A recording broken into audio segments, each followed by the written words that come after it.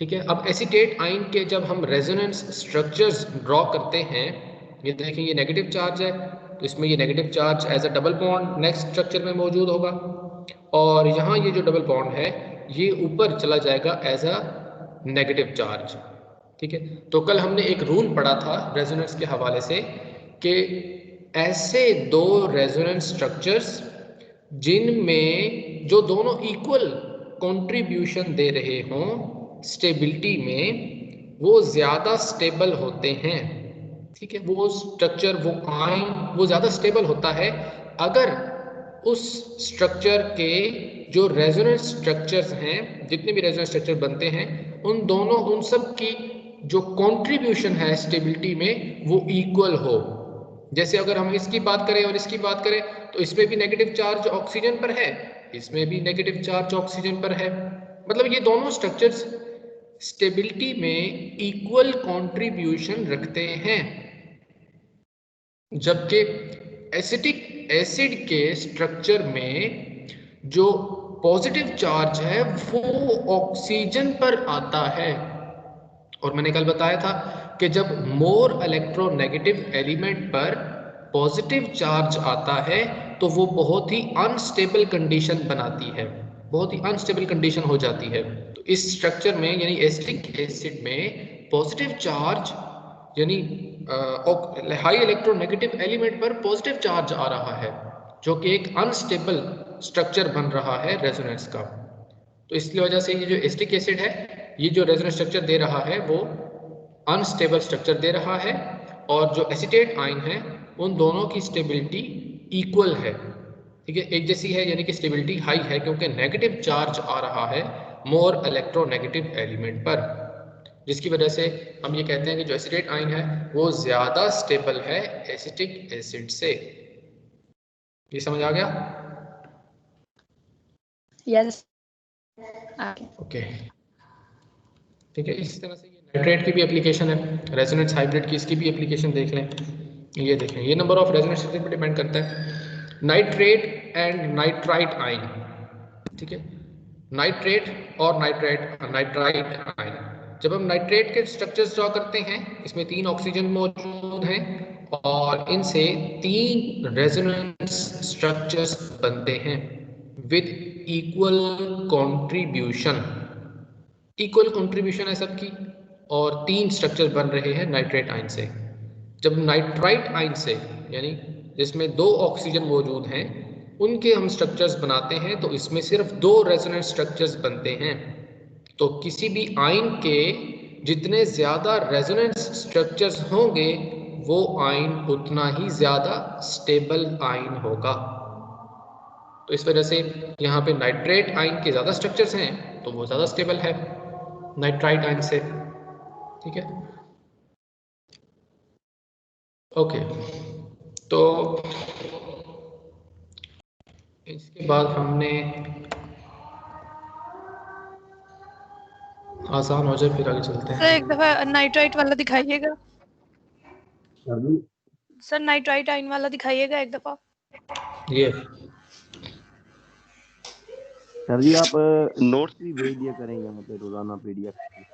हाँ ठीक है, कल का लेक्चर एक्चुअली सही हुआ नहीं था, तो इस तरह से आज फिर भेज दूंगा। Sir hello. जी जी पूछें। सर नाइट्राइट वाला मैं कह रही थी। ओके सर, आ गया, थैंक यू। सर जी आप नोट्स भी भेज दिया करें, और वो हमें अभी आज कल वाले लेक्चर की मिल जाएगी यूट्यूब पे। कल का लेक्चर शॉर्ट था, ठीक है, उसको मैं आज के लेक्चर में कंबाइन कर दूंगा ताकि उसकी एक ही वीडियो बन जाए। ठीक है, तो फिर आज के लेक्चर को सेंड कर दूंगा मैं यूट्यूब पे ना। हाँ सही है सर। सर हमने कल क्या पढ़ा था, मुझे यही नहीं पता। वो कल हमारी फिजिक्स की क्लास भी थी और केमिस्ट्री की भी एक ही टाइम पे। कल की लेक्चर हमने बहुत थोड़ा सा ही पढ़ा था, क्योंकि थोड़ा सा नेट का इशू बहुत ज़्यादा था।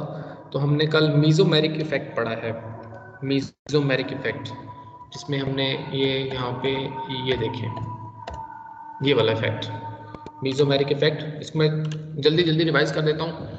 मीज़ोमेरिक इफ़ेक्ट जैसे कि मैंने बताया कि किसी भी ग्रुप से शुरू होता है, वो ग्रुप जो इलेक्ट्रॉन रिंग के अंदर या चेन के अंदर डोनेट करता है, और नेक्स्ट बॉन्ड्स पर शिफ्ट करता जाता है, ठीक है, पाई बॉन्ड्स को आगे शिफ्ट कर रहा है, तो ये डोनेटिंग ग्रुप हुआ with respect to mesomeric effect, ठीक है, इसे मीजोमेरिक इफेक्ट कहते हैं, यानी कि पाई इलेक्ट्रॉन्स या लॉन पेयर इलेक्ट्रॉन्स की डोनेशन होना, ठीक है, इसको हम प्लस m से शो करते हैं। और जो ग्रुप इलेक्ट्रॉन विदड्रॉ करता है उसको हम माइनस m के साथ शो करते हैं। ये दोनों मीजोमेरिक इफेक्ट कहलाते हैं। मीजोमेरिक इफेक्ट के लिए जरूरी है कि ये जो भी ग्रुप होगा जिसने ये रेजोनेंस दिखानी है, जिसने ये कॉन्जुगेशन दिखानी है इलेक्ट्रॉन्स की, उसके लिए जरूरी है कि ये ग्रुप कार्बन का नहीं होना चाहिए। यानी ये अगर सिर्फ कार्बन एटम्स होंगे, यहाँ पे ये देखें ये कार्बन एटम्स है, इसमें ये भी कॉन्जुगेशन हो सकती है, ये डबल बॉन्ड इधर, ये एज अ नेगेटिव चार्ज, तो इसमें भी कॉन्जुगेशन है, लेकिन ये मीजोमेरिक इफेक्ट नहीं कहला सकता। मीजोमेरिक इफेक्ट के लिए जरूरी है कि जो ग्रुप हो वो कार्बन वाला ग्रुप ना हो, ठीक। उसके बाद इसी बेस पे हमने देखे कि जो जिसके ऊपर लॉन पेयर हो, जिस ग्रुप के ऊपर या जिस ग्रुप के ऊपर नेगेटिव चार्ज मौजूद हो, तो वो इलेक्ट्रॉन डोनेट कर सकता है रिंग की तरफ, जैसे ये डिफरेंट एग्जांपल्स यहाँ पे दी हुई हैं। फिर हमने देखा कि मेरे पास जो डिफरेंट हमारे पास जैसे ये नाइट्रो ग्रुप ऊपर लगा हुआ है या एल्डिहाइड ग्रुप ऊपर लगा हुआ हो, तो वो इलेक्ट्रॉन्स विदड्रॉ करते हैं, ठीक है, तो ये माइनस m इफेक्ट शो करते हैं, यानी इलेक्ट्रॉन्स विदड्रॉ करते हैं। ये प्लस m और माइनस m, इसका जो डिफरेंस है याद रखने के लिए मैं आपको बता देता हूँ। ये देखें ये मीजोमेरिक इफेक्ट है, ये लॉन पेयर इसमें डोनेट हो रहा है, तो डिफरेंट रेजोनेंस स्ट्रक्चर्स हमें मिलते हैं। ऑर्थो और पैरा पोजीशंस पर इलेक्ट्रॉन डेंसिटी ज़्यादा इंक्रीज होती है, ठीक है, जब हम रेजोनेंस स्ट्रक्चर बनाते हैं तो ऑर्थो और पैरा पोजीशंस पर इलेक्ट्रॉन डेंसिटी ज़्यादा इंक्रीज होती है, यानी नेगेटिव चार्ज ऑर्थो और पैरा पोजीशंस पर ज़्यादा जाता है, ठीक है। और किसी इलेक्ट्रोफाइल ने अटैक करना हो तो वो ऑर्थो और पैरा पे इसीलिए अटैक करता है क्योंकि उसको ऑर्थो पोजीशन पे माइनस यानी इलेक्ट्रॉन्स मिलते हैं, तो इलेक्ट्रोफाइल इसी पोजीशन पे अटैक करता है, यानी ऑर्थो और पैरा पोजीशन पर। अच्छा, उसके बाद फिर हमने देखा कि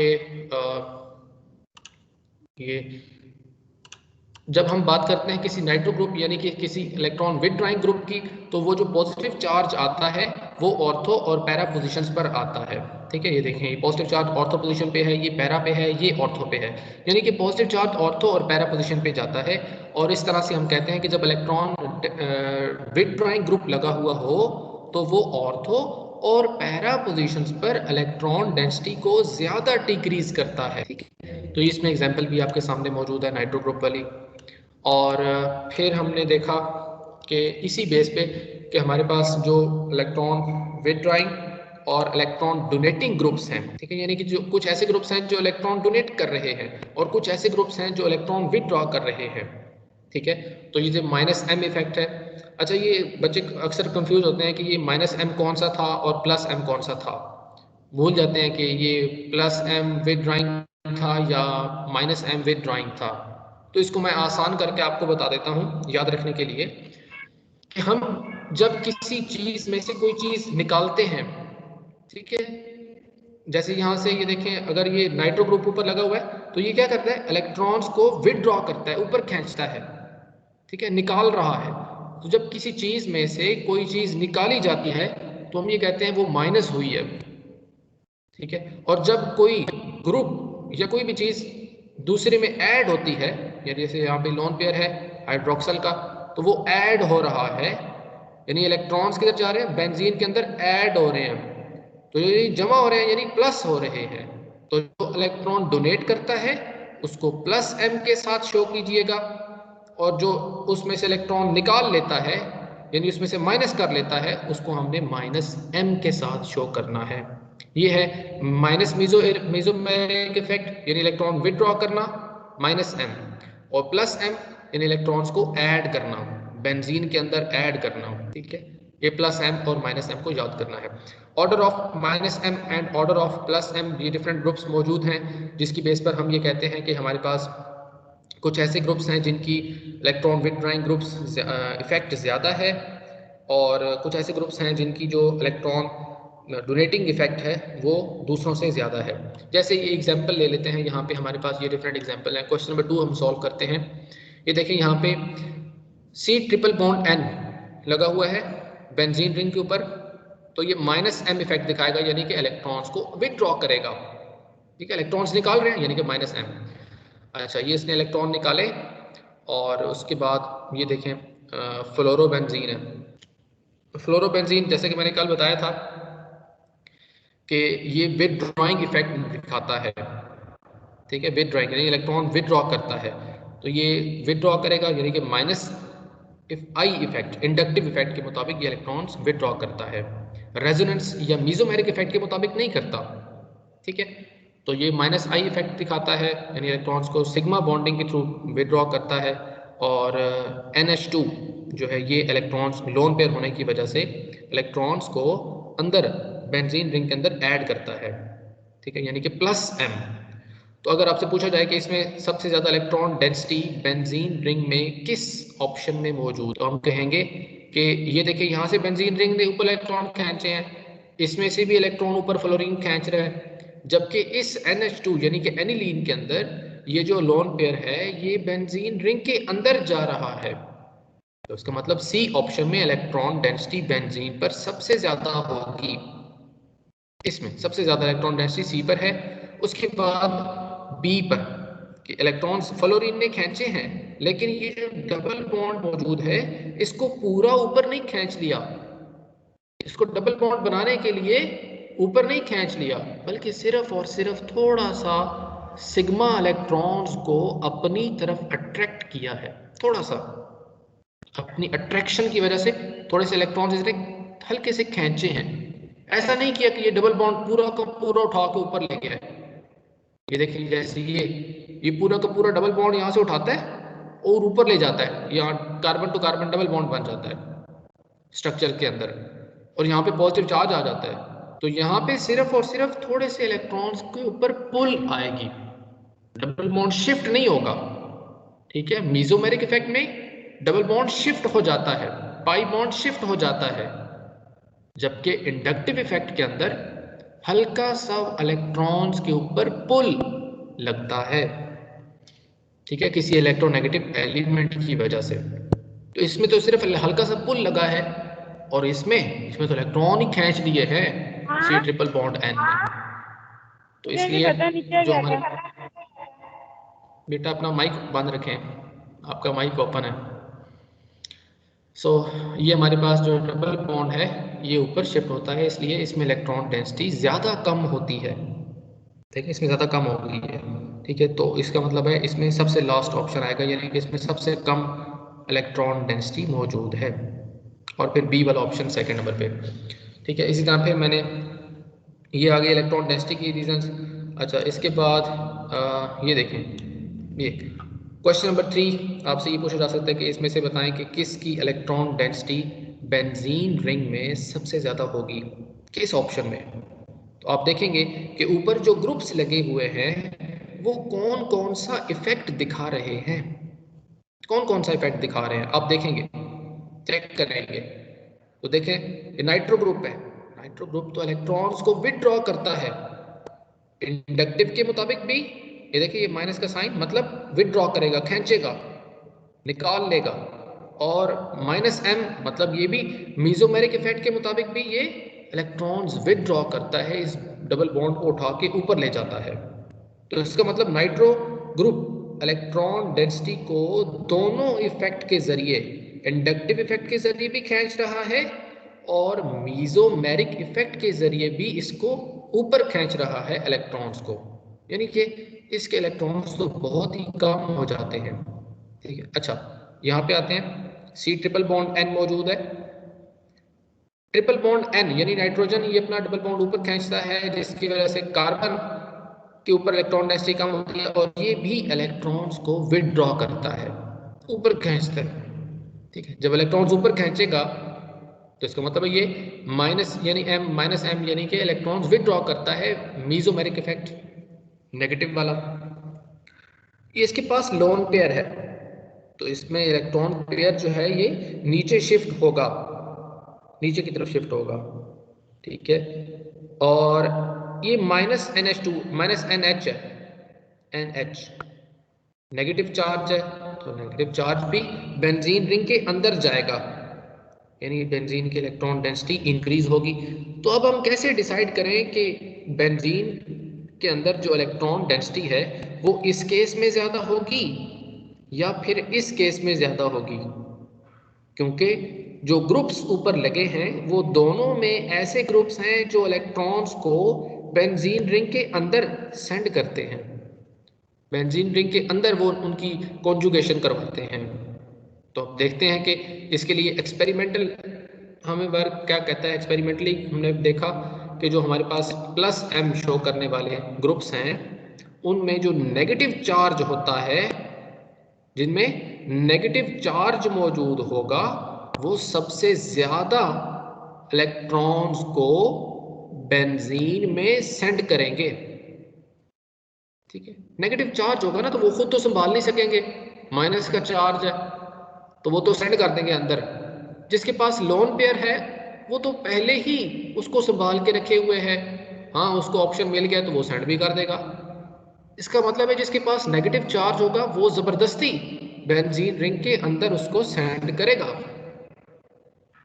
यानी कि डी ऑप्शन में इलेक्ट्रॉन डेंसिटी बेंजीन रिंग के अंदर सबसे ज्यादा होगी इस माइनस चार्ज की वजह से, जिसने जिस जो NH के ऊपर है जिसने इसको अंदर सेंड कर दिया है।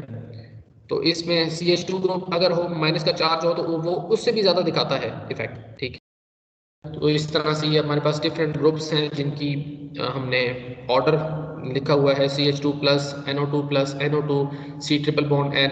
तो अब देखें ये NO2 प्लस और C ट्रिपल बॉन्ड N, इन दोनों का जो मीजोमेरिक इफेक्ट है वो हमें ये बता रहा है कि NO2 ग्रुप अगर किसी के ऊपर लगा हो तो वो C ट्रिपल बॉन्ड N से ज्यादा इलेक्ट्रॉन्स पुल करता है। NO2 ग्रुप ज्यादा इलेक्ट्रॉन पुल करता है, ये देखें माइनस M इफेक्ट, इन इलेक्ट्रॉन्स खींच लेना माइनस। तो NO2 ग्रुप जो है ये ज्यादा इलेक्ट्रॉन पुल करता है, तो इसका मतलब है कि ज्यादा पुल करेगा electrons C triple bond N की निस्बत। तो इसमें बेंजीन के अंदर इलेक्ट्रॉन्स की डेंसिटी ज्यादा कम हो जाएगी इसकी निस्बत। तो इसमें सबसे ज्यादा बेंजीन के अंदर इलेक्ट्रॉन्स होंगे डी ऑप्शन में, उसके बाद फिर सी ऑप्शन में ज्यादा होंगे इलेक्ट्रॉन्स, उसके बाद फिर ऑप्शन बी के अंदर, और फिर लास्ट पे आएगा NO2 वाला नाइट्रोबेंजीन DCBA। ठीक हो गया, यहाँ तक क्लियर हो गया था बच्चों को? Yes sir. ओके, एक मैंने कल ये बात भी बताई थी कि अगर हम इलेक्ट्रॉन डेंसिटी के हवाले से बात करते हैं, ये देखें ये दो ग्रुप्स थे, हाँ, कि ये जो मीजोमेरिक इफेक्ट है, मीजोमेरिक इफेक्ट जैसे ये यहाँ पे हमारे पास लोन पेयर की वजह से अंदर जाएगा। ठीक है, इसमें माइनस M यानी इलेक्ट्रॉन्स ऊपर खींचेंगे तो माइनस M होगा। ठीक है, माइनस मीजोमेरिक इफेक्ट। बेंजीन इसमें कोई इफेक्ट नहीं पड़ रहा, तो अगर आपसे कहा जाए कि तीनों में से सबसे ज़्यादा इलेक्ट्रॉन डेंसिटी किस पर होगी बेंजीन रिंग में, तो आप कहेंगे ऑप्शन ए के अंदर इलेक्ट्रॉन डेंसिटी ज़्यादा होगी बेंजीन रिंग में। ऑप्शन सी में कोई इफेक्ट नहीं है, इस ऑप्शन सी सेकंड नंबर पे, और ऑप्शन बी में से हम इलेक्ट्रॉन खींच रहे हैं तो इसमें सबसे कम होगी इलेक्ट्रॉन डेंसिटी। तो ACB ऑप्शन इसका ऑर्डर आ गया। इस तरह से ये हाइड्रोक्सिल ग्रुपों के ऊपर लगा हुआ है, एनिलीन है, तो इन दोनों में से हमने कंपेरिजन करना है। ठीक है, तो यहाँ पे मैंने कल बताया था कि अगर हाइड्रोक्सिल ग्रुप लगा हो तो उसके पास लोन पेयर है, यानी कि वो प्लस M यानी कि अंदर इलेक्ट्रॉन सेंड करेगा, इलेक्ट्रॉन्स को बेंजीन रिंग के अंदर सेंड करेगा। और हमने इंडक्टिव इफेक्ट भी पढ़ा था कि इंडक्टिव इफेक्ट होता है जी, जो ज्यादा इलेक्ट्रोनेगेटिव एलिमेंट होगा वो इलेक्ट्रॉन्स अपनी तरफ अट्रैक्ट करता है। यहाँ पे कार्बन है, यहाँ पे ऑक्सीजन है, ऑक्सीजन ज्यादा इलेक्ट्रोनेगेटिव है, तो इंडक्टिव इफेक्ट के मुताबिक इलेक्ट्रॉन्स माइनस होंगे, यानी कि ऊपर खींचेंगे, यानी ऊपर जाएंगे। और मीजोमेरिक इफेक्ट कहते हैं नहीं जी, इलेक्ट्रॉन्स तो लोन पेयर है इसके पास और ये तो अंदर जाएंगे। तो बेटा याद रखना कि जो मीजोमेरिक इफेक्ट है वो डोमिनेट करता है, मीजोमेरिक इफेक्ट डोमिनेट्स हर केस में। ये देखें अगर इलेक्ट्रॉन डेंसिटी इसकी, ये देखें लोन पेयर मौजूद होगा तो वो अंदर सेंड करेगा, लोन पेयर मौजूद है वो अंदर ही सेंड करेगा। ठीक है, ये देखिए नाइट्रोजन की इंडक्टिव इफेक्ट माइनस वाला है, नाइट्रोजन ज्यादा इलेक्ट्रोनेगेटिव है, लेकिन फिर भी मीजोमेरिक इफेक्ट डोमिनेट करता है। ठीक है, ये एक्सपेरिमेंटली वेरिफिकेशंस है। ठीक है, so mesomeric effect is greater than inductive effect. ठीक है, अब एक्सेप्ट हैलोजेंस। सर बात इनके दरमियान ऐसे होता क्या है कि मतलब जो मेसोमेरिक इफेक्ट है वो हमेशा डोमिनेट ही करता है? जो लोन पेयर्स मौजूद हैं उन लोन पेयर्स को अंदर सेंड करने से बेंजीन रिंग ज्यादा स्टेबलाइज होती है।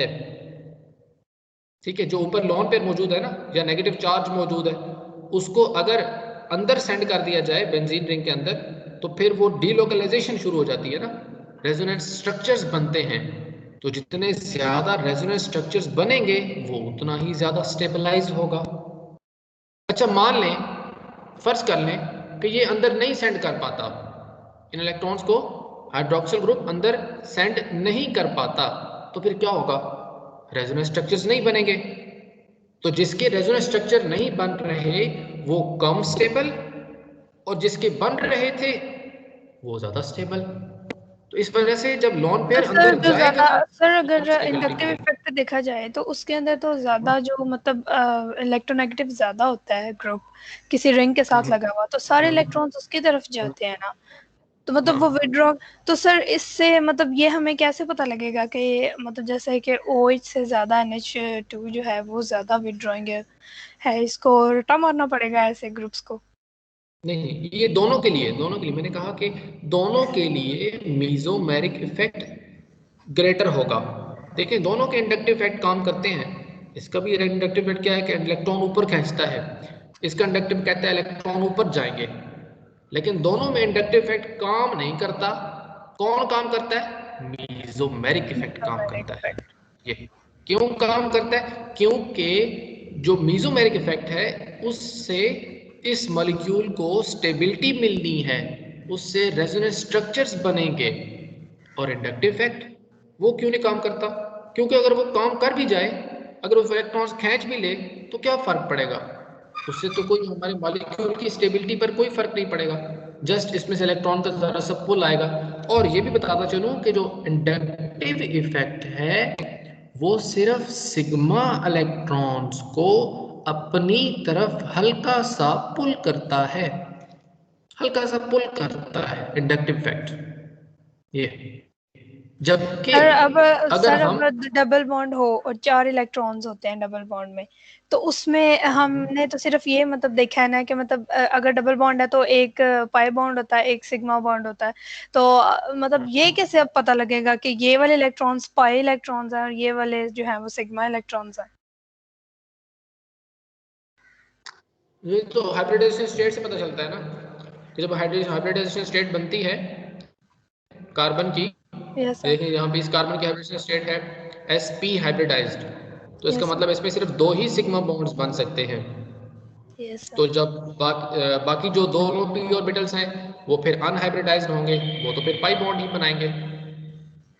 Sir let me clear it के जो मतलब जो दूसरा बॉन्ड आके जैसे कार्बन के साथ नाइट्रोजन ने बॉन्ड बनाया है, मतलब जो हाइब्रिडाइजेशन में नाइट्रोजन के इलेक्ट्रॉन्स कार्बन के साथ आके मिले हैं उन्होंने सिग्मा बॉन्ड बनाया ना, बाकी जो उसके अपने थे वो पाई बॉन्ड थे, है ना? हाँ जी, बिल्कुल ओके सर। ऐसे ही है। हाँ, सही। जो इसके पास नाइट्रोजन ने जो हाइब्रिडाइजेशन दी है, जो ऑर्बिटल्स हाइब्रिडाइज्ड हुए हैं, उतने ही ये सिग्मा बॉन्ड्स बनाएगा।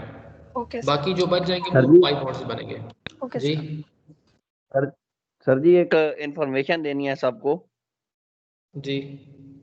कि मैम हुमैरा नवाज बॉटनी की प्रोफेसर की तरफ से मैम सर जी इंफॉर्मेशन है कि आज की क्लास हमारी मगरिब की नमाज के बाद होगी, सारे ऑनलाइन रहना। जी, इंफॉर्मेशन मिल गई सब बच्चों को। Yes sir. ओके। चलिए ठीक। और जिनका साइकोलॉजी वाली गर्ल्स के साथ ना वो लिंक है तो उनको भी वो बता दीजिएगा सब, ठीक है। मगरिब की नमाज के बाद direct sir ji. Thank you. Okay okay. चलिए, अच्छा, मीजोमेरिक इफेक्ट जो है मैंने कहा कि डोमिनेट करता है यानी अगर ग्रुप के पास लोन पेयर मौजूद है तो वो लोन पेयर को अंदर बेंजीन रिंग के अंदर सेंड करेगा। ये हर केस में यही होगा, यानी कि मेसोमेरिक इफेक्ट डोमिनेट ही करेगा। लेकिन हेलोजेंस के केस में थोड़ी सी बात डिफरेंट आ जाती है, एक्सेप्ट हेलोजेंस। देखें हेलोजेंस के पास फ्लोरीन है पहला एलिमेंट, उसके पास लोन पेयर है, तो जब लोन पेयर है तो इसका मतलब वो अंदर सेंड कर सकता है, इलेक्ट्रॉन्स को अंदर सेंड कर सकता है बेंजीन के अंदर, यानी कि प्लस एम इफेक्ट शो करेगा। लेकिन वहीं अगर हम साथ ये भी देखें कि इसका इंडक्टिव इफेक्ट क्या कहता है, यानी इलेक्ट्रॉन डेंसिटी को वो ऊपर खींचता है, तो फ्लोरीन ये सबसे ज्यादा इलेक्ट्रोनेगेटिव एलिमेंट है। इस वजह से इसका जो इंडक्टिव इफेक्ट है वो ज्यादा होगा, वो डोमिनेट करेगा हेलोजेंस के केस में। सिर्फ हेलोजेंस के केस में इंडक्टिव इफेक्ट डोमिनेट करता है, यानी इलेक्ट्रॉन्स ऊपर पुल होंगे, इसमें प्लस एम नहीं हो पाएगा क्योंकि वो फ्लोरीन ने अपने इलेक्ट्रॉन्स बहुत सख्ती से उसने पकड़े हुए हैं, तो इलेक्ट्रॉन्स को अंदर बेंजीन के अंदर सेंड नहीं कर पाएगा। ठीक है, तो इस वजह से इलेक्ट्रॉन डेंसिटी रिंग के अंदर डिक्रीज होगी फ्लोरोबेंजीन में या क्लोरोबेंजीन के अंदर। ठीक है, क्योंकि इसमें इंडक्टिव इफेक्ट डोमिनेट करता है। यहाँ तक क्लियर हो गया? यस सर, क्लियर हो गया।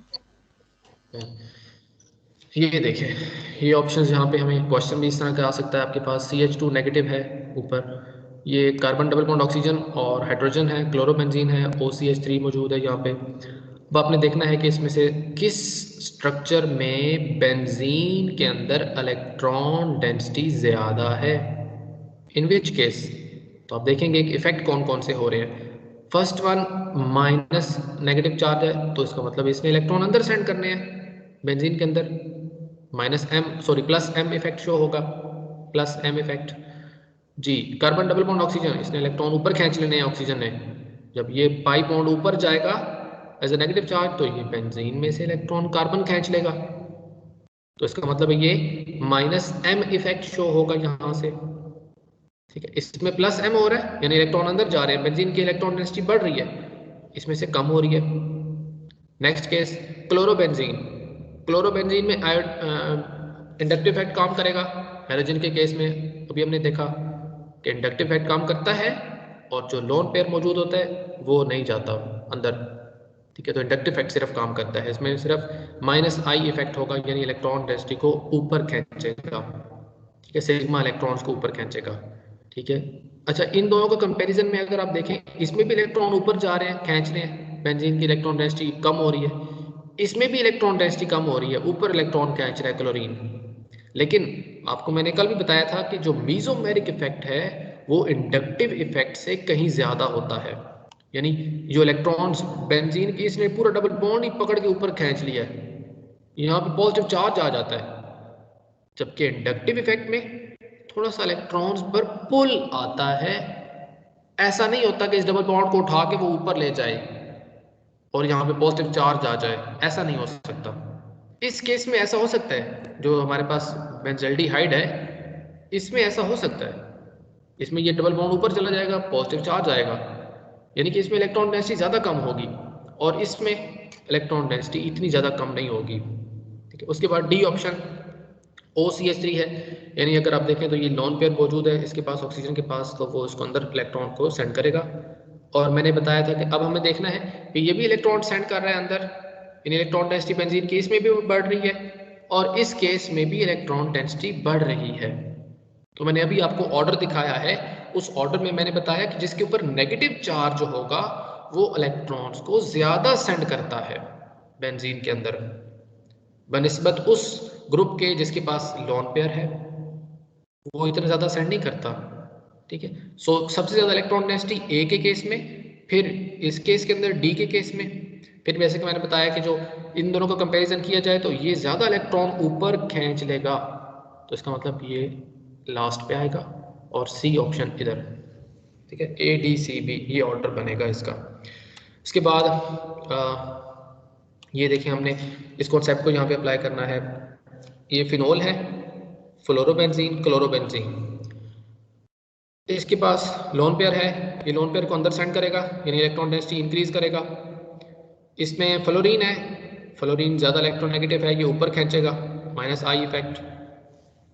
क्लोरीन ये भी इंडक्टिव इफेक्ट के मुताबिक इलेक्ट्रॉन्स ऊपर खींचेगा। अब हम ये बात जानते हैं, हमें ये बात पता है कि फ्लोरीन ज़्यादा इलेक्ट्रोनेगेटिव है, ये इलेक्ट्रॉन को ज़्यादा ऊपर खींचेगा, और क्लोरीन ये इंडक्टिव इफेक्ट के मुताबिक कम इलेक्ट्रॉन्स ऊपर खींचता है। ठीक है, क्योंकि फ्लोरीन की इलेक्ट्रोनेगेटिविटी ज़्यादा है, तो जो ऑर्डर बनता है वो ये बनता है ए, इसमें सबसे ज़्यादा इलेक्ट्रॉन डेंसिटी बेंजीन रिंग के अंदर, इसमें उससे ज़्यादा कम इलेक्ट्रॉन डेंसिटी बेंजीन में इसमें होगी, ऑप्शन बी के केस में A C B. But it is not true. ठीक है, हमें ऐसा लगता है कि ये ट्रू होगा, लेकिन ये ट्रू नहीं है। ठीक है, ये ट्रू नहीं है। ट्रू इसका ऑर्डर ये है, ए सबसे ज़्यादा इलेक्ट्रॉन डेंसिटी इसमें मौजूद है, फिर बी के केस में इलेक्ट्रॉन डेंसिटी ज़्यादा मौजूद है, और फिर लास्ट केस में क्लोरोबेंजीन में इसमें सबसे कम इलेक्ट्रॉन डेंसिटी। अब इसमें क्या वजह है, इसकी क्या रीज़न है? हालांकि अभी हमने ये पढ़ा है कि इंडक्टिव इफेक्ट काम करता है और इंडक्टिव इफेक्ट इसका ज़्यादा है, तो इसमें मीजोमेरिक इफेक्ट भी हमने थोड़ा सा देखना है। ये देखें, ये देखें, मैंने थोड़ी वैल्यूज़ के साथ इसको समझाने की कोशिश करता हूँ। ये फ्लोरोबेंजीन और क्लोरोबेंजीन का हमने कंपैरिजन कर रहे हैं कि किस में बेंजीन की इलेक्ट्रॉन डेंसिटी ज़्यादा होगी। ठीक है, अब यहाँ पे देखें ज़रा, मैंने इन दोनों से पूछा कि ये फ्लोरोबेंजीन आपका जो नेट इलेक्ट्रॉन पुल है वो कितना है। ठीक है, मतलब मैंने फ्लोरोबेंजीन से पूछा तो इसमें फ्लोरीन ने मुझे बताया कि मेरी इलेक्ट्रोनेगेटिविटी ज़्यादा है, मैं आयोडीन की क्लोरीन की निस्बत ज़्यादा इंडक्टिव इफेक्ट दिखाता हूँ। मैंने कहा हाँ ठीक है, मुझे पता है आपकी इलेक्ट्रोनेगेटिविटी ज़्यादा है, लेकिन फिर ये ऑर्डर क्यों है? तो उसने कहा कि मसला ये है कि मेरे पास जो इलेक्ट्रॉन पेयर्स हैं, लोन पेयर्स, उनको मैं अंदर बेंजीन के अंदर सेंड भी कर सकता हूँ। मैंने पूछा वो क्यों? ये देखें ज़रा, इसको मैं यहाँ पे शो करता हूँ।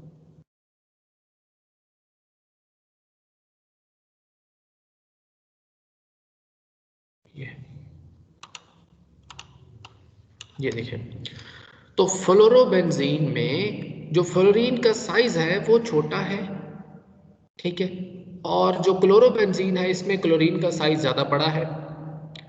फ्लोरोबेंजीन के अंदर जो फ्लोरीन के इलेक्ट्रॉन्स हैं, लोन पेयर्स हैं, उनमें रिपल्शन ज़्यादा हो सकती है साइज छोटा होने की वजह से, और क्लोरोबेंजीन में क्योंकि साइज बड़ा है तो इस वजह से इसमें रिपल्शन ज़्यादा नहीं हो सकती इलेक्ट्रॉन्स की। ठीक है, तो ये फ्लोरीन में इलेक्ट्रॉनिक रिपल्शन ज़्यादा है, इस वजह से फ्लोरीन कहता है कि अगर मुझे ऑप्शन मिले कि मैं अपने इलेक्ट्रॉन्स को सेंड कर सकूं बेंजीन के अंदर फॉर द रेजोनेंस स्ट्रक्चर्स, तो मैं इनको सेंड कर दूंगा। क्लोरीन से पूछा मैंने कि आप सेंड करोगे? क्लोरीन कहता है कि मुझे रिपल्शन फेस नहीं करनी पड़ रही, मेरे लोन पेयर्स दूर दूर हैं, इसलिए मुझे इलेक्ट्रॉन्स को ज़्यादा सेंड करने की जल्दी नहीं है, मैं ऐसे भी ठीक हूँ, मेरा ऐसे भी गुजारा अच्छा हो रहा है। तो इसका मतलब जो फ्लोरोबेंजीन है जिसमें फ्लोरीन मौजूद है वो इलेक्ट्रॉन्स को अंदर सेंड करेगा with respect to mesomeric effect ज़्यादा क्लोरोबेंजीन की निस्बत। ठीक है, यानी कि अगर मैं इसको वैल्यूज देकर समझाने की कोशिश करूं तो आप कहेंगे कि जो फ्लोरोबेंजीन है इसमें अगर फर्ज कर लें कि हमने मीजोमेरिक इफेक्ट को 10 मार्क्स दिए, 10 नंबर, ठीक है, और मैंने क्लोरोबेंजीन से पूछा था, क्लोरोबेंजीन कहा था जी मैं तो इलेक्ट्रॉन सेंड करने के हक में नहीं हूँ, मेरा तो गुजारा ऐसा भी हो जाएगा। तो इसका मतलब है फिर हम क्लोरोबेंजीन को मीजोमेरिक इफेक्ट के लिए कम मार्क्स देंगे। मैंने इसको कम नंबर दिए, फर्ज कर लें 2 नंबर इसको दिए। ठीक है, अब इंडक्टिव इफेक्ट क्या आते हैं? इंडक्टिव इफेक्ट कहता है जी इलेक्ट्रॉन खींचने हैं और फ्लोरीन की इलेक्ट्रोनेगेटिविटी ज़्यादा है, तो इसका मतलब मैंने इसको नंबर दे दिए 12। ठीक है, फ्लोरीन में इंडक्टिव इफेक्ट को मैंने 12 नंबर दिए फ्लोरीन के लिए, और जो क्लोरीन है इसकी इलेक्ट्रोनेगेटिविटी कम है फ्लोरीन की निस्बत, इसमें से ये इलेक्ट्रॉन्स खींचेगा सही, लेकिन इतने ज़्यादा नहीं खींचेगा जितने फ्लोरीन खींचता था, तो इसमें मैंने इसको कम मार्क्स दिए, 10 मार्क्स दे दिए। ठीक है, इंडक्टिव इफेक्ट के मुताबिक 10 मार्क्स दे दिए। तो अब मैंने नेट रिजल्ट निकालना है, ठीक है, नेट रिजल्ट निकालना है तो बड़ी वैल्यू में से छोटी वैल्यू को माइनस करेंगे तो मेरे पास 12 माइनस 10 आंसर आएगा नेट इलेक्ट्रॉन पुल का 2, ठीक है। क्योंकि नेट इलेक्ट्रॉन पुल क्यों कह रहे हैं, क्योंकि मैंने भी बताया कि दोनों में जो इंडक्टिव इफेक्ट है वो डोमिनेट करता है, डोमिनेट तो इंडक्टिव इफेक्ट करेगा, इसलिए इलेक्ट्रॉन पुल होंगे, पुल ही होंगे, ठीक है। लेकिन पुल कितने कितने हो रहे हैं, इसमें नेट इलेक्ट्रॉन की पुलिंग है 2, 12 माइनस 10 2, इसमें इलेक्ट्रॉन पुलिंग कितनी है 10 minus 8 is equal to, sorry 10 minus 2 is equal to 8, यानी इसमें इलेक्ट्रॉन पुलिंग 8 के मुताबिक हो रही है 8 मार्क्स, और इसमें इलेक्ट्रॉन पुलिंग हो रही है 2, यानी इसमें इलेक्ट्रॉन पुलिंग कम हो रही है फ्लोरोबेंजीन में और इसमें इलेक्ट्रॉन पुलिंग ज्यादा हो रही है, ठीक है, क्योंकि हमने मीजोमेरिक इफेक्ट को भी कंपेयर करना है। तो मीजोमेरिक इफेक्ट क्लोरीन का कम है, फ्लोरीन का ज्यादा है, क्योंकि फ्लोरीन में रिपल्शंस हैं, इलेक्ट्रॉनिक रिपल्शंस की वजह से मीजोमेरिक इफेक्ट डोमिनेट करता है, पूरी तरह डोमिनेट नहीं करता, इसके मुताबिक थोड़ा सा डोमिनेट करता है, ठीक है, पूरी तरह डोमिनेट नहीं करेगा, पूरी तरह जो डोमिनेट करेगा वो तो इंडक्टिव इफेक्ट ही है दोनों के अंदर, मीजोमेरिक और इंडक्टिव इफेक्ट में कंपैरिजन में इंडक्टिव इफेक्ट ही डोमिनेट करता है, ये मैंने इसको ब्लू मार्कर से भी शो किया है। लेकिन जब हम कंपैरिजन करते हैं फ्लोरो और क्लोरोबेंजीन का, तो उसमें फ्लोरोबेंजीन में जो इलेक्ट्रॉन डेंसिटी है वो कम पुल होगी और इसमें ज़्यादा इलेक्ट्रॉन डेंसिटी कम हो जाएगी बेंजीन से, यानी इसमें इलेक्ट्रॉन डेंसिटी ज़्यादा मौजूद रहेगी बेंजीन के अंदर, फ्लोरोबेंजीन में, ठीक है, क्योंकि इसमें पुल ज़्यादा नहीं है ना, 2 के हवाले से पुल लग रहा है, क्लोरोबेंजीन में ज़्यादा पुल है तो इसमें मतलब इसमें से इलेक्ट्रॉन डेंसिटी ज़्यादा कम हो जाएगी। तो अब इस सारी बात का जो आंसर है वो ये है, fluorobenzene has more electron density than chlorobenzene due to more M+ effect of fluorine, ये इसका जो फ्लोरीन का M+ इफेक्ट है वो ज़्यादा है क्लोरीन की निस्बत, ठीक हो गया, यहाँ तक समझ आ गया।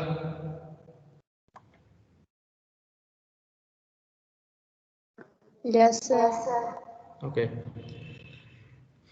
इसके बाद हमने देखा ये भी एसिडिक ऑर्डर, एसिडिक ऑर्डर देखें जी, ये एसिडिटी क्या होती है कि किसी भी एसिड से H+ आयन का जाना और जो एनाइन बनता है वो जितना ज़्यादा स्टेबलाइज होगा तो वो एसिड उतना ही ज़्यादा स्ट्रॉन्ग एसिड बनेगा, ठीक है।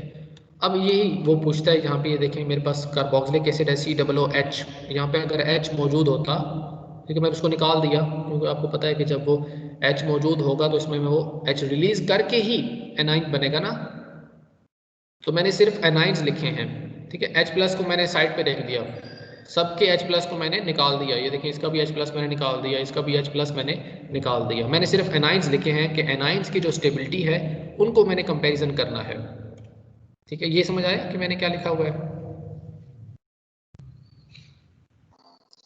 Yes sir. ठीक है, ओके, तो ये मेरे पास 3 एनाइंस हैं, मैं देखता चाहता हूँ कि सबसे स्टेबल एनाइन कौन होगा, जो ज़्यादा स्टेबल एनाइन होगा इसका मतलब उतना ही ज़्यादा वो स्ट्रॉन्ग एसिड होगा, ठीक है, उतना ही ज़्यादा वो स्ट्रॉन्ग एसिड होगा।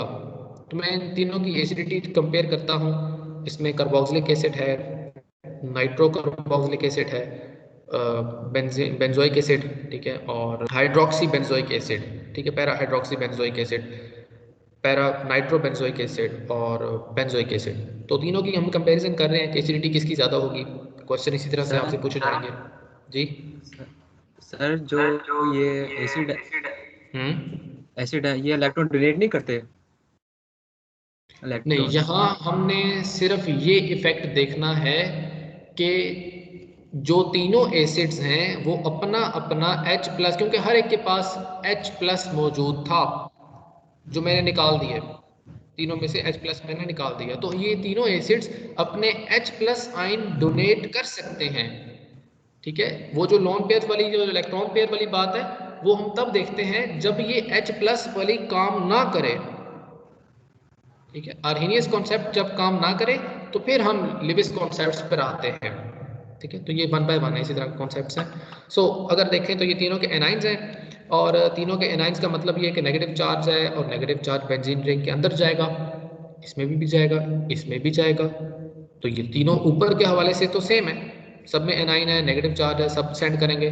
लेकिन देखते हैं कि नीचे क्या होता है। इसमें कोई इफेक्ट नहीं आ रहा नीचे से, बस सिर्फ इलेक्ट्रॉन अंदर आ रहे हैं। इसमें ये नाइट्रो ग्रुप है, इलेक्ट्रॉन्स पुल करेगा, यानी कि ये जो नेगेटिव चार्ज है इसको अंदर की तरफ पुलिंग मिल रही है, खिंचाव मिल रहा है, तो मतलब ये स्टेबलाइज हो रहा है।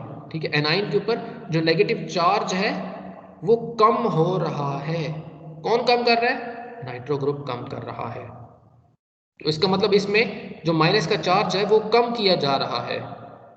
ठीक है, तो जितना ज़्यादा इसको मतलब स्टेबिलिटी मिलेगी, नाइन के ऊपर नेगेटिव चार्ज कम हो रहा है, इसका मतलब इसको स्टेबिलिटी मिलती है। ठीक है जी, इसको स्टेबिलिटी मिल रही है, ये बड़ा स्टेबल एनाइन होगा क्योंकि इसमें नाइट्रो ग्रुप लगा हुआ है जो इलेक्ट्रॉन्स इस नेगेटिव चार्ज को अंदर की तरफ खींच रहा है। अच्छा, इसमें देखते हैं, इसमें तो लोन पेयर है, ये तो अंदर इलेक्ट्रॉन सेंड करेगा, तो इसमें पहले ही नेगेटिव चार्ज है, वो भी इधर अंदर सेंड करेगा, ये ऊपर से ये भी सेंड करेगा, तो ये तो बड़ी ही अनस्टेबल कंडीशन हो जाएगी कि इसमें तो नेगेटिव चार्ज कम होना था, उसने और ज़्यादा बढ़ा दिया है इस ग्रुप ने। तो सबसे कम स्टेबल ये एनाइन होगा। ठीक है, सबसे कम स्टेबल है। ठीक है, और ये सबसे ज़्यादा स्टेबल एनाइन है। ठीक है, और ये नॉर्मल, तीनों में से ये नॉर्मल। ठीक है, तो इसका मतलब है बी सबसे ज़्यादा स्टेबल ऑप्शन है। ठीक है, इसका मतलब जो बी है nitrobenzoic acid, para nitrobenzoic acid, वो सबसे ज़्यादा स्ट्रॉन्ग एसिड होगा, is greater than A benzoic acid, is greater than C para hydroxy benzoic sir acid. I जी, थिंक जो ए वाला है ना, ए ऑप्शन वो ज़्यादा स्टेबल होगा क्योंकि उसके अंदर ज़्यादा इलेक्ट्रॉन्स उसके अपने भी कहीं नहीं जा रहे बेंजीन के, और सी डबल नेगेटिव जो है वो भी उसको दे रहा है इलेक्ट्रॉन्स, तो इसके अंदर इलेक्ट्रॉन डेंसिटी ज़्यादा नहीं होगी। इलेक्ट्रॉन डेंसिटी के हवाले से नहीं है ये क्वेश्चन, ये पूछा जा रहा है कि आपने तीनों में से बताने हैं कि स्टेबलाइज्ड एनाइन कौन सा होगा। स्टेबलाइज्ड एनाइन, स्टेबलाइज एनाइन का मतलब है कि ये जो नेगेटिव चार्ज है ऑक्सीजन पर, ये किस स्ट्रक्चर में सबसे कम होगा।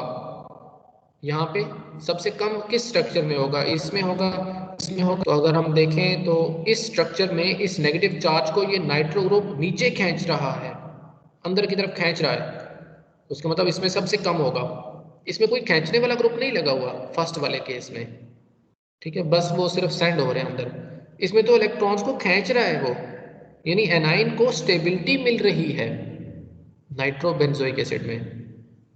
ठीक है, तो नाइट्रोबेंजोइक एसिड सबसे ज़्यादा स्ट्रॉन्ग एसिड होगा, फिर बेंजोइक एसिड, और फिर लास्ट पे आएगा पैरा हाइड्रोक्सी बेंजोइक एसिड, यानी कि OH ग्रुप जिसमें पैरा पोजीशन पर लगा हुआ है।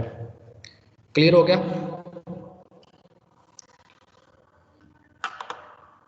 यस सर, थोड़ा थोड़ा। चलिए सही है, बाकी रह जाता है फिर साथ साथ खुद भी किया करें। अच्छा, ये आ गया, ये हमने कर लिया है, ये भी कर लिया है, ये भी हो गया। हाँ जी, एसिडिक ऑर्डर, एसिडिक ऑर्डर ये आ गया नीचे वाला। ये देखिए, अभी हम बहुत से ऑप्शंस करेंगे, क्वेश्चन सारे करेंगे तो इंशाल्लाह सारे आपके साथ साथ। अच्छा, ये क्वेश्चन है, कहते हैं जी इसमें से आप बताएं कौन सा एसिड स्ट्रॉन्ग एसिड है। ठीक है, यानी कि आपने बताना है कि किस एसिड की एसिडिटी ज्यादा है। सारे एसिड्स हैं, चारों के चारों, और ये फिनोल है, ठीक है, ये ऊपर OH ग्रुप है, इस H ने रिलीज होना है। ठीक है, इस H ने रिलीज होना है, और H कभी रिलीज होगा जब ये एनाइन स्टेबल बनेगा। ठीक है, मतलब इस तरह से अगर ये H प्लस चला जाए तो इस पर नेगेटिव चार्ज सर आ ये जाता आवाज़ है, करप्ट हो माइनस का रही है। चार्ज। ठीक है,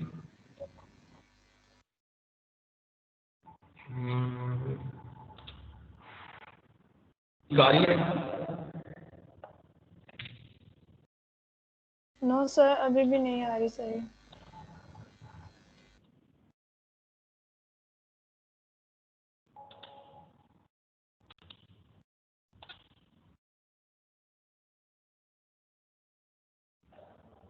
जी। सो एसिडिक कैरेक्टर हम देख रहे हैं कि हमारे पास इन चारों में किसकी एसिडिटी ज्यादा होगी। ठीक है, सो एसिडिटी हमने कंपेयर करनी है। सो अगर हम तीनों में देखें कि ग्रुप कौन कौन से लगे हुए हैं, ठीक है, सर तो इसको थोड़ा अगर मैं ये आपको बताऊं कि अभी जूम कर दिया मैंने, शायद फिर मुझे नहीं आ रहा सही। सर नजर नहीं आ रहा बिल्कुल भी, और आवाज भी सर आपकी कट थी। अब था सर, फिर वैसे ही हो गया। हाँ जी, आप ठीक आ रही है, स्क्रीन शो हो रही है, सही हो रही है, जूम हो गया। यस यस यस सर, हाँ जी, आवाज भी ठीक आ रही है। Yes yes sir, much sir. Better. Yes ठीक, यस सर। ओके। सो ये हमारे पास डिफरेंट एसिड्स मौजूद हैं, हमारे पास ए बी सी डी। हमने देखना है कि किसकी एसिडिक स्ट्रेंथ ज़्यादा है। एसिडिक स्ट्रेंथ ज़्यादा होने का मतलब है कि कौन इनमें से H+ जल्दी रिलीज करेगा। ठीक है, अगर आप H+ के रिलीज के हवाले से बात करते हैं तो चारों के चारों सेम ग्रुप्स हैं, OH OH OH OH, मतलब सब में H+ उसी स्पीड से उसी रफ्तार से जाएगा जिसमें, मतलब सबकी सेम H+ डोनेट करने की एबिलिटी है क्योंकि सारे ग्रुप्स सेम हैं। ठीक है, सब सेम ग्रुप्स हैं H+ रखने वाले, इसलिए सबकी H+ डोनेट करने की एबिलिटी सेम है। अच्छा, फिर आ जाती है दूसरी बात, stability of anion formed after the donation of proton, कि जब ये H+ डोनेट हो जाता है तो ये नेगेटिव आयन बन जाते हैं। ये भी नेगेटिव आयन बन जाएगा, इधर भी माइनस का चार्ज आ जाएगा, इधर भी माइनस का चार्ज आ जाएगा। जैसे ये हमने बनाया था, ये देखें, ये H+ चला गया तो ये माइनस का चार्ज आ गया, H+ चला गया माइनस का चार्ज आ गया, H+ चला गया माइनस का चार्ज। तो हमने देखना है कि जो एनाइन बनेंगे, चारों में एनाइन नेगेटिव चार्ज चारों पे आ जाएगा, तो किस एनाइन की स्टेबिलिटी ज्यादा होगी, ये देखना है हमने। जिस एनाइन की स्टेबिलिटी चारों में से ज्यादा होगी वही स्ट्रॉन्ग एसिड होगा। ठीक है, और एनाइन की स्टेबिलिटी वो किसने करवानी है, वो करवानी है नीचे मौजूद ग्रुप ने। उसने अगर इलेक्ट्रॉन खींचे, वो जो नेगेटिव चार्ज बनेगा, अगर वो नेगेटिव चार्ज नीचे वाला ग्रुप खींचेगा तो फिर तो वो एनाइन स्टेबल होगा, और अगर वो नीचे वाला ग्रुप नहीं खींचता तो फिर वो स्टेबल नहीं होगा। मैं नेगेटिव चार्ज बना देता हूँ, ये माइनस का चार्ज, ये माइनस का चार्ज, ये माइनस का चार्ज, ये माइनस का चार्ज। अब ये बने उल्टे सीधे हैं लेकिन आप समझ सकते हैं इस चीज़ को। ठीक है, ये देखें, ये माइनस का चार्ज है, ये भी माइनस का चार्ज आ गया, इधर भी माइनस का चार्ज आ गया, इधर भी माइनस का चार्ज। तो हमने देखना है कि किस माइनस चार्ज पर क्या इफेक्ट हो रहा है। इसमें कोई इफेक्ट नहीं हो रहा, बस वो सिर्फ नीचे जाएगा बेंजीन रिंग के अंदर और रेजोनेंस स्ट्रक्चर बना देगा।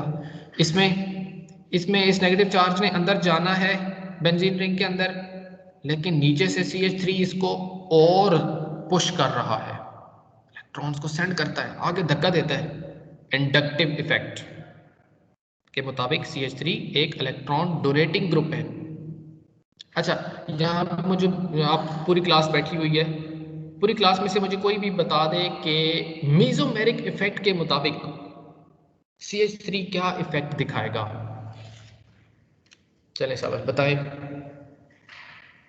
मीजोमेरिक इफेक्ट, CH3 क्या करेगा, इलेक्ट्रॉन सेंड करेगा, इलेक्ट्रॉन विदड्रॉ करेगा। सब विथड्रॉ ही करेगा। विदड्रॉ क्यों करेगा, इसकी इलेक्ट्रॉन नेगेटिविटी ज्यादा है कार्बन की, सर लोन विदड्रॉ तो पेयर वो तो है, करेगा। सर लोन पेयर तो है नहीं, फिर ये सेंड कैसे करेगा हाँ, उसके अंदर इलेक्ट्रॉन्स। बस फिर ये इसका मतलब है ये दोनों काम नहीं कर सकता, ना ही इलेक्ट्रॉन सेंड कर सकता है, ना ही ना ये ही पाई विथड्रॉ बॉन्ड को कर सकता अट्रैक्ट कर सकता है, है। Okay sir. क्योंकि मीजोमेरिक इफेक्ट ये नहीं दिखा सकता, क्योंकि ये भी कार्बन है, ये भी कार्बन है। तो मीजोमेरिक तो वहां शो होता है जहां इलेक्ट्रॉन्स खिंचाव पड़ता है इलेक्ट्रॉन्स पर। जैसे ये देखें, इसके साथ लगा हुआ है नाइट्रोजन, तो इसने जब नाइट्रोजन ने इलेक्ट्रॉन्स खींचने हैं ना, ये वाले बॉन्ड, ये पाई बॉन्ड ऊपर जो लगा हुआ है, ये जब पाई बॉन्ड नाइट्रोजन खींचेगा तो फिर कार्बन की डेफिशिएंसी कंप्लीट करने के लिए ये डबल बॉन्ड को इधर शिफ्ट होना पड़ेगा, ठीक है, तो यहाँ पे ऐसा कुछ नहीं है, इसलिए CH3 सिर्फ इंडक्टिव इफेक्ट दिखाता है, और इंडक्टिव इफेक्ट के मुताबिक ये इलेक्ट्रॉन डोनेटिंग ग्रुप है, इलेक्ट्रॉन डोनेट करता है बेंजीन की तरफ। ठीक है, अच्छा जी, ये इलेक्ट्रॉन डोनेट कर रहा है यानी कि ये नेगेटिव चार्ज को और बढ़ा रहा है, ऊपर धक्का दे रहा है ना इलेक्ट्रॉन को, तो इलेक्ट्रॉन को इधर और बढ़ा रहा है। अच्छा, इसमें क्या हो रहा है, ये इलेक्ट्रॉन खींच रहा है मीजोमेरिक इफेक्ट के मुताबिक, ट्राइगॉन को नीचे खींच रहा है। ठीक है जी, नेगेटिव चार्ज आएगा तो उसको हम संभाल लेंगे, उसको हम पकड़ के नीचे खींच लेंगे।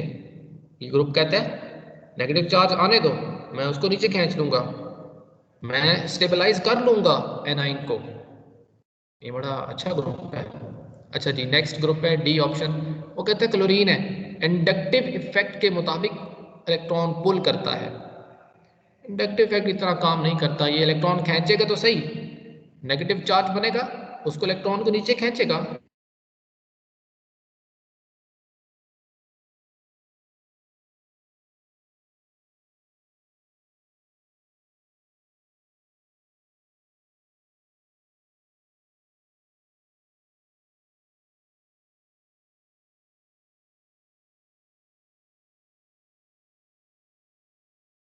सर आपकी आवाज गुम हो गई है।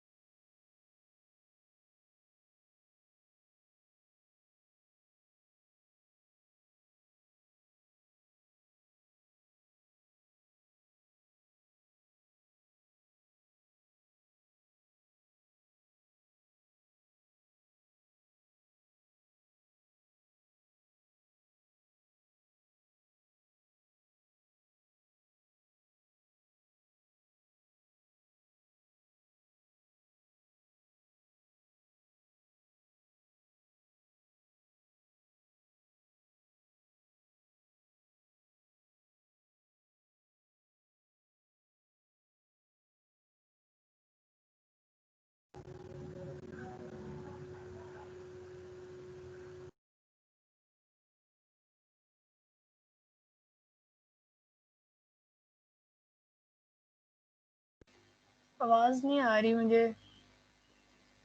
हेलो सर कहीं चले गए मेरे ख्याल से। अच्छा, मुझे लगा बस मुझे नहीं आ रही। मैं समझी मेरा नेट प्रॉब्लम आ गया, लेकिन सर ही चले गए। चले गए हैं, खत्म हो गया टाइम अचानक ही। नहीं खत्म नहीं हुआ सर, को अच्छा लगता है कोई नेट प्रॉब्लम आ गया है। अच्छा,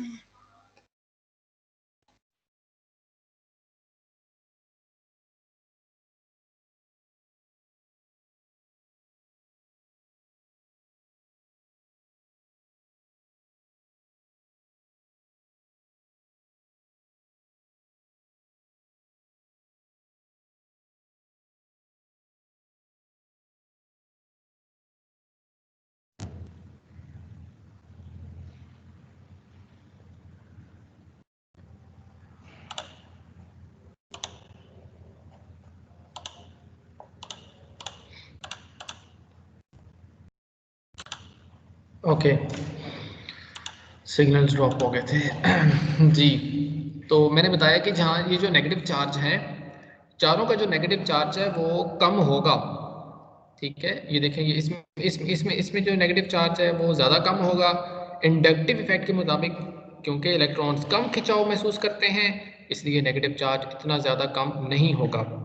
अब आवाज़ आ रही है, कोई मसला तो नहीं है ना? यस सर, आ रही है। ये आ रही है। ठीक है, सो फर्स्ट केस में ये जो हमारे पास सी ऑप्शन है, इसमें एनाइन सबसे ज़्यादा स्टेबलाइज होगा, यानी ये जो नेगेटिव चार्ज है इस पे सबसे ज़्यादा खिंचाव, इसमें सबसे ज़्यादा पुल इसी केस में लगेगा। मीजोमेरिक इफेक्ट ज़्यादा डोमिनेट करता है इंडक्टिव इफेक्ट से। ठीक है। इस वजह से C ग्रेटर एसिडिटी दिखाएगा D से, ठीक है। अब इन दोनों में देखें तो ये तो बहुत ही ज़्यादा अनस्टेबलाइज करेगा एनाइन को, मतलब ये एनाइन बनने ही नहीं देगा क्योंकि ये अनस्टेबलाइज है। तो इसमें ये सबसे लास्ट पे, और इसमें ये आएगा थर्ड नंबर पे CDAB। अब ये देखें नेक्स्ट केस है, इसमें पैरा पोजीशन पे क्लोरीन है, पैरा पोजीशन पे मिथाइल है, पैरा पोजीशन पे नाइट्रो है, पैरा पोजीशन पे OCH3 ग्रुप है। क्लोरीन इंडक्टिव इफेक्ट दिखाएगा, इलेक्ट्रॉन्स विदड्रॉ करता है, ये जैसे यहाँ पे किया इसने वही काम यहाँ पे भी हो रहा है। CH3 ये इलेक्ट्रॉन डोनेटिंग ग्रुप है, ये तो इलेक्ट्रॉन बढ़ा देगा, ये तो अनस्टेबलाइज कंडीशन है, ये तो अच्छी नहीं है, ये तो अच्छा नहीं है, ये तो इलेक्ट्रॉन डोनेटिंग ग्रुप है ना इंडक्टिव इफेक्ट के मुताबिक, ये अच्छा नहीं है, ये अनस्टेबलाइज करेगा। उसके बाद नाइट्रो ग्रुप लगा, ये तो इलेक्ट्रॉन खींचेगा, स्टेबलाइज करेगा, बहुत ज़्यादा स्टेबलाइज करेगा। इनके सबसे फर्स्ट नंबर पे ये आएगा, option C is the first, ये C फर्स्ट पे आ गया। उसमें फिर लास्ट पे OCH3 ग्रुप है, ये तो इलेक्ट्रॉन अंदर सेंड करेगा, तो इसमें तो इलेक्ट्रॉन्स जो सेंड होने हैं वो मीजोमेरिक इफेक्ट के जरिए सेंड होने हैं +M, इसलिए ज़्यादा इलेक्ट्रॉन अनस्टेबलाइज करेगा इस एनाइन को, ठीक है। तो इसमें जो एनाइन अनस्टेबलाइज हो रहा है वो सबसे ज़्यादा अनस्टेबलाइज है, तो इसमें सबसे ज़्यादा स्टेबलाइज एनाइन है, तो ये आ गया फर्स्ट नंबर पे। इसमें भी इलेक्ट्रॉन का पुलिंग हो रही है क्लोरीन के ज़रिए, ठीक है, इंडक्टिव इफेक्ट, तो C फिर A फिर B आएगा ऑप्शन, क्योंकि इसमें इलेक्ट्रॉन डोनेट हो रहे हैं इंडक्टिव इफेक्ट के ज़रिए, B ऑप्शन। इसमें इलेक्ट्रॉन डोनेट हो रहे हैं with respect to mesomeric effect, तो इसमें सबसे लास्ट पे ऑप्शन, ठीक है। इसी तरह से ये ऑप्शन आ गए, फर्स्ट फिनोल है, फिर पैरा पोजीशन पे क्लोरीन है, फिर बेंजोइक एसिड है, फिर बेंजोइक एसिड और इसमें CH3 ग्रुप है। अब यहाँ पे हमने थोड़ा सा कंपैरिजन चेंज करना है। देखें ये पहले दोनों ग्रुप OH है सेम है, लेकिन ये दोनों ग्रुप इसके हवाले से डिफरेंट है। यहाँ OH था, यहाँ COOH है, तो मैंने बताया कि अगर H+ ion donation ability same होगी, H+ ion donation ability same होगी, तो फिर हम कंपैरिजन करते हैं इनका नीचे के जो ग्रुप्स हैं, यानी एनाइंस के हवाले से, एनाइन की स्टेबिलिटी के हवाले से। लेकिन यहाँ पे अगर देखा जाए तो ये तो H+ की डोनेशन ही चेंज हो गई है, इसमें COOH ने डोनेट करना है, इसमें OH ने डोनेट करना है। और आपने ये FSC में भी पढ़ा था कि जो कार्बोक्सिलिक एसिड्स होते हैं ये ज़्यादा स्ट्रॉन्गर एसिड हैं with respect to phenol alcohols, ठीक है। सो कार्बोक्सिलिक एसिड की एसिडिटी ज़्यादा होती है, सो इनका आपस में कंपैरिजन होगा C और D का, और A और B का आपस में कंपैरिजन होगा, ठीक है। सो सबसे पहले इनकी एसिडिटी हमने कंपैरिजन करनी है, क्योंकि कार्बोक्सिलिक एसिड्स ज़्यादा स्ट्रॉन्गर एसिड होते हैं, ठीक है। सो इनको हम पहले कंपेयर करेंगे C और D को, कि अगर इसमें इलेक्ट्रॉन विदड्रॉइंग ग्रुप लगा भी हो, इलेक्ट्रॉन डोनेटिंग ग्रुप लगा भी हो, तब भी ये उससे ज़्यादा ही स्ट्रॉन्गर एसिड होता है कार्बोक्सिलिक एसिड, बेंजोइक एसिड।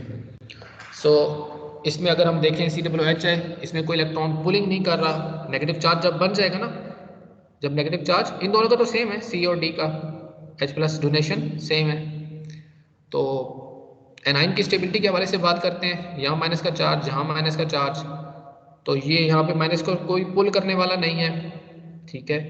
यहाँ माइनस, और ये CH3 is electron donating group, electron donate करेगा, जो इलेक्ट्रॉन डोनेट करेगा इसका मतलब ये एनाइन को और ज्यादा अनस्टेबलाइज करेगा, तो फिर इसका मतलब C सबसे ज्यादा स्ट्रॉन्ग एसिड है, और फिर आएगा D, ठीक है। C और D फर्स्ट पे आ गए। अब आपने देखना है कि इन दोनों में स्ट्रॉन्ग एसिड कौन है। इसमें क्लोरीन है जो इंडक्टिव इफेक्ट के मुताबिक इलेक्ट्रॉन खींचेगा, इलेक्ट्रॉन पुल करेगा, तो B आ जाएगा, और फिर लास्ट पे A ऑप्शन, क्योंकि इसमें इलेक्ट्रॉन विदड्रॉइंग ग्रुप नहीं है, ठीक हो गया। बस ये लास्ट केस हमारे पास रह गया, ये देखें CH3NO2 ग्रुप लगा हुआ है पैरा पोजीशन पे, इसमें भी NO2 ग्रुप है, इसमें भी NO2 ग्रुप है ऑर्थो पोजीशन पे, इसमें मेटा पोजीशन पे, ठीक है जी। तो यहाँ पे H+ आयन डोनेट करने वाला है CH3 ग्रुप, तो CH3 ग्रुप तीनों में सेम है, इसका मतलब डोनेशन एबिलिटी तीनों की सेम है। तो फिर अब एनाइन की स्टेबिलिटी की बात करते हैं सेकंड नंबर पे, तो एनायन तीनों में सबसे ज़्यादा कौन स्टेबल होगा देख लेते हैं। देखें जी, नेगेटिव चार्ज है, नेगेटिव चार्ज को इलेक्ट्रॉन पुल करने हैं, किसने पुल करने हैं? नाइट्रो ग्रुप ने। तो तीनों में नाइट्रो ग्रुप है लेकिन पोजीशन डिफरेंट है। इसमें पैरा पोजीशन पे है, इलेक्ट्रॉन पैरा पोजीशन से पुल कर रहा है, इसमें इलेक्ट्रॉन्स मेटा पोजीशन से पुल कर रहा है, इसमें इलेक्ट्रॉन्स जो है वो पुल हो रहे हैं ऑर्थो पोजीशन से। ठीक है, तो आपने यहाँ पे ये इफेक्ट पढ़ा है कि अगर हम तीनों देखें तो ये जो पैरा पोजीशन वाला इफेक्ट है, ये मैंने रेजोनेंस स्ट्रक्चर्स कल बनाए थे, तो उसमें मैंने आपको दिखाया था कि जो पॉजिटिव चार्ज है वो ऑर्थो और पैरा पे क्रिएट होता है।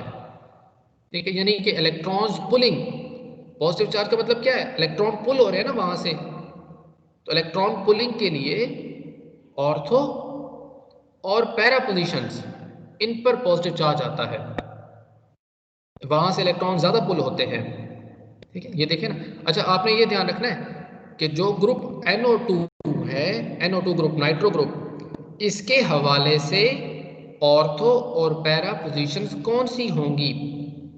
जो नाइट्रो ग्रुप के कार्बन के साथ वाली दोनों कार्बन है वो दोनों ऑर्थो पोजीशंस हैं, ऑर्थो पोजीशंस, और इसके सामने वाली जो कार्बन है वो पैरा।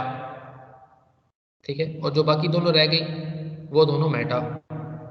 ठीक है, तो इसमें नाइट्रो के हवाले से मेटा पोजीशन पे कार्बन है, मेटा वाली कार्बन के साथ CH3 ग्रुप लगा हुआ है। इसमें नाइट्रो ग्रुप के मुताबिक ये दोनों ऑर्थो हो गई और ये आ गई पैरा पोजीशन, तो पैरा पोजीशन पे CH3 ग्रुप है, और इसमें ऑर्थो के साथ ऑर्थो के ही हमारे पास मौजूद है CH3 ग्रुप। ठीक है, तो ये ऑर्थो पोजीशन पे CH3 ग्रुप है। अच्छा, अब हमें पोजीशन पता चल गई। अब देखें दूसरी इसमें चीज़ के जो पॉजिटिव चार्ज है वो कहाँ कहाँ क्रिएट होता है। ये देखिए मैंने एक पॉजिटिव चार्ज बनाया भी है कि अगर नाइट्रो ग्रुप लगा हो तो वो ऑर्थो पोजीशन पे पॉजिटिव चार्ज क्रिएट करता है, और पॉजिटिव चार्ज होता है पैरा पोजीशन पे, ऐसे भी क्रिएट होता है ना नाइट्रो ग्रुप के जरिए। जो पॉजिटिव चार्ज क्रिएट होता है वो इस पे ऑर्थो और पैरा पोजीशन पे होता है। तो जो बी ऑप्शन है इसको अगर आप देखें तो पॉजिटिव चार्ज इधर आ रहा है, इधर आ रहा है, इधर आ रहा है, इस कार्बन पे नहीं आ रहा जिसके ऊपर नेगेटिव चार्ज मौजूद है। अगर इस कार्बन पे पॉजिटिव चार्ज आता तो फिर इस नेगेटिव के ऊपर पुल होता, इलेक्ट्रॉन्स के पुल होता, इलेक्ट्रॉन्स को नीचे खींचा जाता, लेकिन यहाँ पे पॉजिटिव नहीं आ रहा। ठीक है, यानी कि मीजोमेरिक इफेक्ट यहाँ इस ऑप्शन में काम नहीं करेगा। नाइट्रो का मीजोमेरिक इफेक्ट ऑर्थो और पैरा पोजीशन पे काम करता है। ये देखें, ये ऑर्थो पे काम करता है, इस ऑर्थो पे काम करता है, इस पैरा पे काम करता है। नाइट्रो का जो इलेक्ट्रॉन विथड्राइंग इफेक्ट है, मीजोमेरिक इफेक्ट, वो ऑर्थो और पैरा पोजीशन पे काम करता है, मेटा पे काम नहीं करता, जिसकी वजह से इस एनाइन को स्टेबिलिटी नहीं मिलती। इस इलेक्ट्रॉन्स पर मीजोमेरिक इफेक्ट काम नहीं कर रहा, इसको कोई नहीं खींच रहा, नीचे नीचे कोई नहीं खींच रहा। ठीक है, पुलिंग नहीं हो रही। अच्छा, इस केस में देखें, अगर इस पे नेगेटिव चार्ज हो CH2 पे तो ये ऑर्थो और ये पैरा पोजीशन पे पॉजिटिव चार्ज आता है, पैरा पोजीशन पे पॉजिटिव चार्ज आता है। इसका मतलब नाइट्रो ग्रुप का मीजोमेरिक इफेक्ट काम करेगा। इंडक्टिव इफेक्ट की तो काम करना ही करना है, वो तो तीनों में ही काम करेगा। नाइट्रो ग्रुप तीनों में इलेक्ट्रॉन पुलिंग करेगा इंडक्टिव के मुताबिक, लेकिन मीजोमेरिक इफेक्ट इसमें भी काम करेगा, ऑप्शन ए के अंदर, ऑप्शन सी में भी काम करेगा। यानी पॉजिटिव चार्ज ऑर्थो पे आता है ना, तो ऑर्थो ये दोनों पोजीशंस हैं, तो ऑर्थो पे तो आएगा पॉजिटिव चार्ज, तो इसमें भी काम करेगा। ठीक है, यानी ऑप्शन ए और सी दोनों हमें सेम लग रहे हैं मीजोमेरिक के मुताबिक। ठीक है, अच्छा, इसमें ये भी ध्यान रखना है कि मीजोमेरिक, आप ये ना समझिएगा कि ये शायद दूर है तो शायद ये इलेक्ट्रॉन ज़्यादा पुल ना कर पाएगा, ये ज़्यादा करीब है तो शायद ये ज़्यादा इलेक्ट्रॉन पुल कर ले। नहीं, mesomeric effect does not depends on distance. Mesomeric का डिस्टेंस के साथ कोई डिपेंडेंट नहीं है। ठीक है, मीजोमेरिक इफेक्ट काम करेगा, दोनों में काम करेगा। इसमें तो काम कर ही नहीं रहा ना, इसमें तो बी वाले ऑप्शन में तो इलेक्ट्रॉन्स बढ़ेंगे ही बढ़ेंगे, ये तो आएगा लास्ट पे, इसमें तो इलेक्ट्रॉन्स को कोई पुल नहीं कर रहा। यानी कि ये एनाइन स्टेबलाइज नहीं होगा। तो अब एनाइन स्टेबलाइज ही नहीं है तो इसमें ये लास्ट ऑप्शन। अच्छा, इन दोनों का कंपैरिजन हो रहा है, ए और सी का। दूसरी बात, यहाँ इंडक्टिव इफेक्ट है, इसमें भी इंडक्टिव इफेक्ट है, इसमें भी इंडक्टिव इफेक्ट। इंडक्टिव इफेक्ट के मुताबिक मैंने बताया था कि इंडक्टिव इफेक्ट डिस्टेंस पर डिपेंड करता है, डिपेंड्स ऑन डिस्टेंस। अगर डिस्टेंस ज्यादा होगा तो इंडक्टिव इफेक्ट काम नहीं करेगा, इंडक्टिव इफेक्ट कम हो जाएगा। और अगर डिस्टेंस कम होगा तो इंडक्टिव इफेक्ट ज्यादा वर्क करेगा, इंडक्टिव इफेक्ट ज्यादा वर्क करेगा। यहाँ पे इलेक्ट्रॉन ज्यादा पुल होंगे, तो इसका मतलब सी ऑप्शन के अंदर इलेक्ट्रॉन सबसे ज्यादा पुल हो रहे हैं। यानी ये जब एनाइन बनेगा, ये CH2 बनेगा, CH2 नेगेटिव, तो इसमें इलेक्ट्रॉन सबसे ज्यादा पुल होंगे और ये सबसे ज्यादा स्टेबलाइज एनाइन बनेगा। यानी ये सबसे ज्यादा स्ट्रॉन्ग एसिड है, ये स्ट्रॉन्गेस्ट एसिड।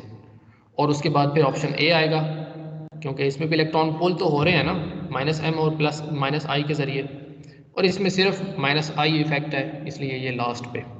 ये भी क्लियर हो गया? यस सर जी टाइम हो गया अभी। मैं कुछ करता हूँ, अब आपके ना एक्स्ट्रा लेक्चर करवाने पड़ेंगे, मैं आपको यूट्यूब पे प्रोवाइड कर दूंगा वो लेक्चर्स। चलें जी, ठीक है जी, आज की क्लास में हम इतना ही करते हैं और इंशाल्लाह नेक्स्ट क्लास में हम इसको मज़ीद आगे बढ़ाएंगे। यहाँ तक कोई क्वेश्चन है तो पूछ सकते हैं आप। वो नाम का दोबारा रिपीट कर दें आप। हाँ बेटा जी, बॉटनी का जो लेक्चर है आपका वो मगरिब के बाद इंशाल्लाह होगा, मगरिब की नमाज़ पढ़ने के बाद मैडम ने आपका यहाँ पे लेक्चर लेना है बॉटनी का।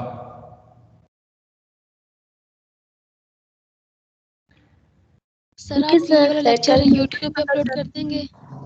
हाँ ठीक है, मैं कर दूंगा। सर ये सारे लेक्चर जो आप ले रहे हैं सिर्फ ये अपलोड करेंगे या फिर मतलब और भी इनके अलावा भी कोई टॉपिक